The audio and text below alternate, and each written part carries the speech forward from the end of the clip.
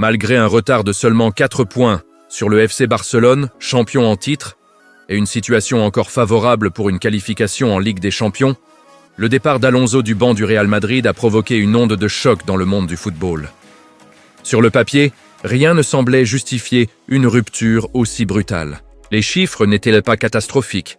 Les objectifs majeurs restaient accessibles. Et pourtant, la décision est tombée.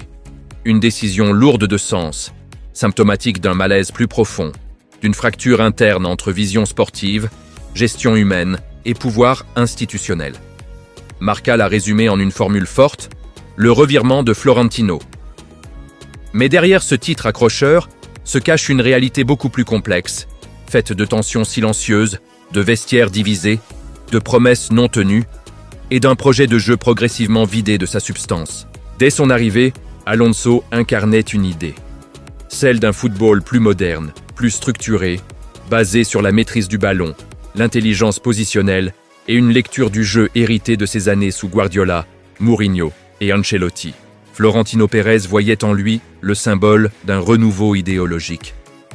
Un entraîneur capable de réconcilier l'ADN du Real Madrid avec les exigences contemporaines du football européen. Mais très vite, cette vision s'est heurtée à la réalité du vestiaire madrilène. Un vestiaire composé de stars confirmées, de jeunes talents à fort ego et de cadres historiques peu enclins à changer leurs habitudes. Le premier problème est apparu dans la gestion des leaders. Alonso a voulu imposer une hiérarchie fondée sur le mérite tactique et l'implication dans son projet, plutôt que sur le statut ou le palmarès. Une approche courageuse, mais risquée au Real Madrid. Certains cadres ont eu le sentiment d'être marginalisés.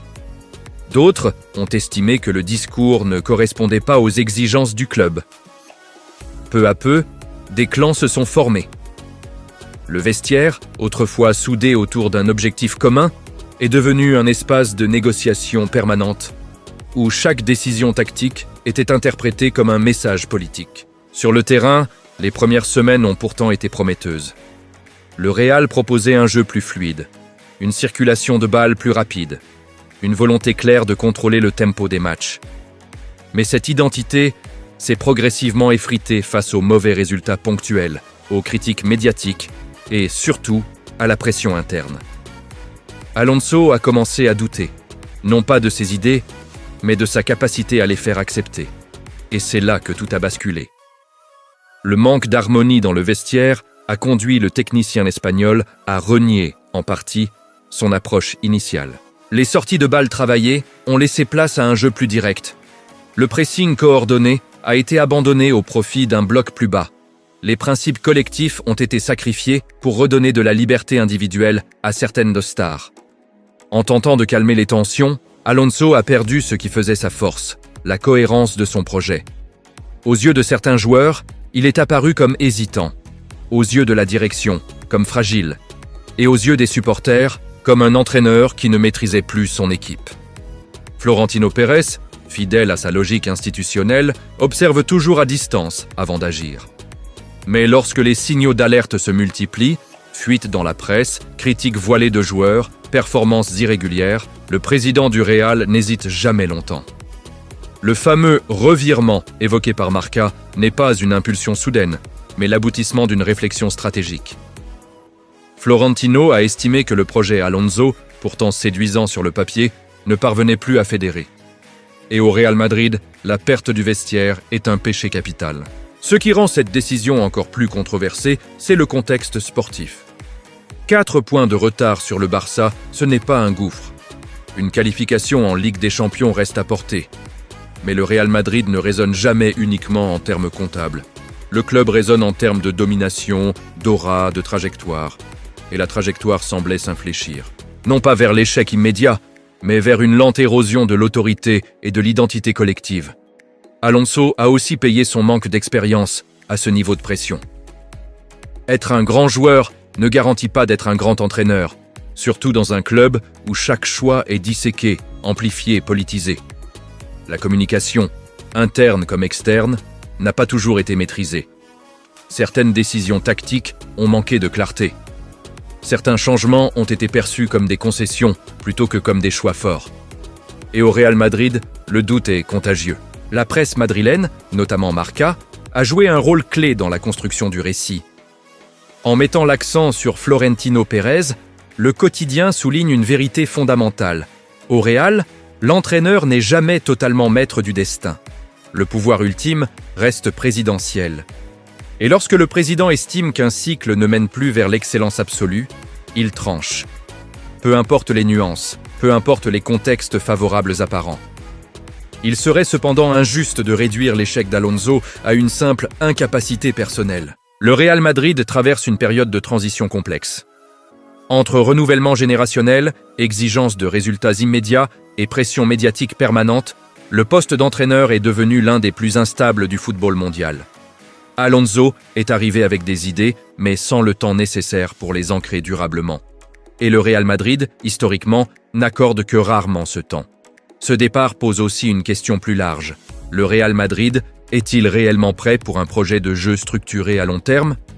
Ou reste-t-il prisonnier de sa culture, du résultat instantané? Chaque entraîneur qui tente d'imposer une identité forte se heurte tôt ou tard à cette contradiction. Gagner, oui, mais gagner à la manière du Real. Or, cette manière reste volontairement floue, laissant place à toutes les interprétations et à toutes les tensions. En quittant le banc, Alonso laisse derrière lui un sentiment d'inachevé. Un projet avorté, une vision partiellement trahie et une leçon brutale sur la réalité du pouvoir dans les grands clubs. Son départ n'est pas celui d'un entraîneur dépassé par les résultats, mais celui d'un technicien rattrapé par les équilibres humains et politiques d'un vestiaire d'exception. Le football moderne ne se joue plus uniquement sur le terrain, mais aussi dans les couloirs, les bureaux et les colonnes des journaux. Au final, ce revirement de Florentino est moins une surprise qu'un rappel. Un rappel que le Real Madrid est une institution où la patience est un luxe rare, où l'harmonie du vestiaire prime sur la beauté du projet, et où même 4 points de retard peuvent être perçus comme une menace existentielle. Alonso en a fait l'amère expérience. Et son histoire au Real restera comme celle d'un entraîneur aux idées claires, mais au timing peut-être trop fragile pour un club qui ne pardonne jamais le moindre doute. En définitive, le départ d'Alonso du banc du Real Madrid ne peut pas être résumé à une simple question de résultat, ni même à un classement provisoire en Liga. 4 points de retard sur le Barça, une qualification en Ligue des Champions encore à porter. Ce sont des données objectives, froides, qui, dans n'importe quel autre club, auraient justifié la continuité et la patience. Mais le Real Madrid n'est pas un club comme les autres. C'est une institution où le temps n'existe pas, où l'urgence est permanente, et où chaque saison est jugée non pas sur la progression, mais sur la domination. Alonso a été confronté à cette réalité brutale. Au Real, on ne construit que si l'on gagne immédiatement, et encore, à condition que l'harmonie soit totale. Ce départ révèle avant tout l'échec d'une tentative de transition. Alonso représentait l'idée d'un Real Madrid plus moderne, plus structuré, plus réfléchi dans son approche du jeu. Il incarnait une rupture douce, avec le pragmatisme pur, une volonté de mettre en place un football de contrôle, de maîtrise, de principes clairs.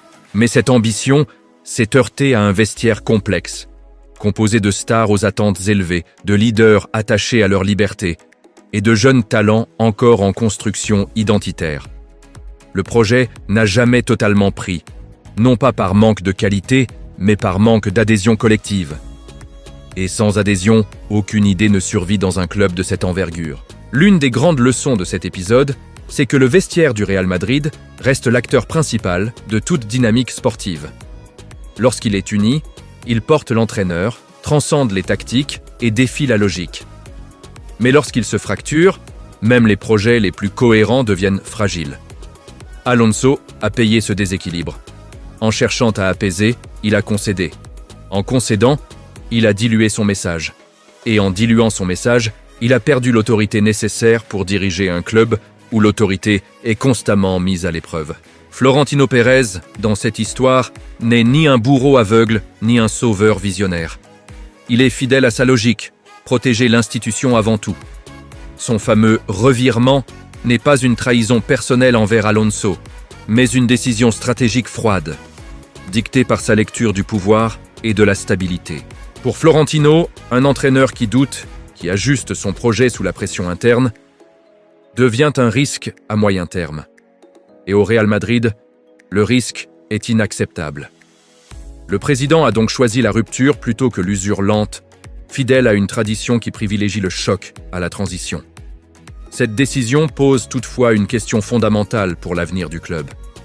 Le Real Madrid peut-il encore accueillir un projet de jeu à long terme, ou est-il condamné à naviguer de cycle en cycle, porté par le talent individuel et les éclairs de génie plutôt que par une identité collective stable? Chaque entraîneur qui arrive avec une vision structurée finit par se heurter aux mêmes obstacles. L'impatience, la pression médiatique, l'influence du vestiaire et la culture de l'instant. Tant que ces éléments ne seront pas alignés, aucun projet, aussi brillant soit-il, ne pourra s'inscrire durablement. Pour Alonso, cette expérience restera une étape fondatrice. Un apprentissage brutal, mais précieux. Il a découvert ce que signifie diriger un géant du football mondial, où chaque regard est une évaluation, chaque silence un signal, chaque choix un test de pouvoir. Son échec relatif au Real Madrid ne définit pas sa carrière, il la façonne. Beaucoup de grands entraîneurs ont connu des passages difficiles avant de s'imposer ailleurs, parfois avec plus de maturité, plus de recul et une meilleure compréhension des équilibres humains. Alonso sort de cette aventure avec des cicatrices, mais aussi avec une connaissance rare du très haut niveau institutionnel. Du côté des supporters, le sentiment dominant reste l'inachevé. L'impression qu'un projet aurait pu aboutir avec plus de temps, plus de confiance, plus de stabilité. Mais le supporter du Real Madrid est aussi habitué à cette logique implacable. Il sait que l'histoire du club s'écrit dans la rupture autant que dans la continuité, dans les adieux précipités autant que dans les triomphes éternels. Alonso rejoint ainsi la longue liste de ceux qui ont tenté de maîtriser le Real, avant de comprendre que le Real ne se maîtrise jamais totalement. Au fond, cette séparation raconte quelque chose de plus large sur le football moderne. Un football où l'entraîneur est à la fois stratège, gestionnaire, psychologue et diplomate. Où les idées ne suffisent plus sans la capacité à fédérer des égos surdimensionnés. Où le pouvoir est fragmenté, partagé, parfois conflictuel. Alonso a proposé une vision, mais le système dans lequel il évoluait n'était peut-être pas prêt à l'absorber pleinement. La page se tourne donc, sans victoire éclatante ni effondrement total, mais avec une sensation de rendez-vous manqué. Le Real Madrid continue sa route, fidèle à sa quête obsessionnelle de grandeur immédiate. Alonso, lui, repart avec l'expérience d'un club unique, aussi fascinant qu'impitoyable. Et l'histoire retiendra que, parfois, ce ne sont pas les points au classement qui décident du sort d'un entraîneur, mais les équilibres invisibles, les silences du vestiaire et les décisions prises loin des terrains, dans l'ombre des bureaux présidentiels. C'est là toute la complexité du Real Madrid. Et c'est aussi ce qui fait sa légende.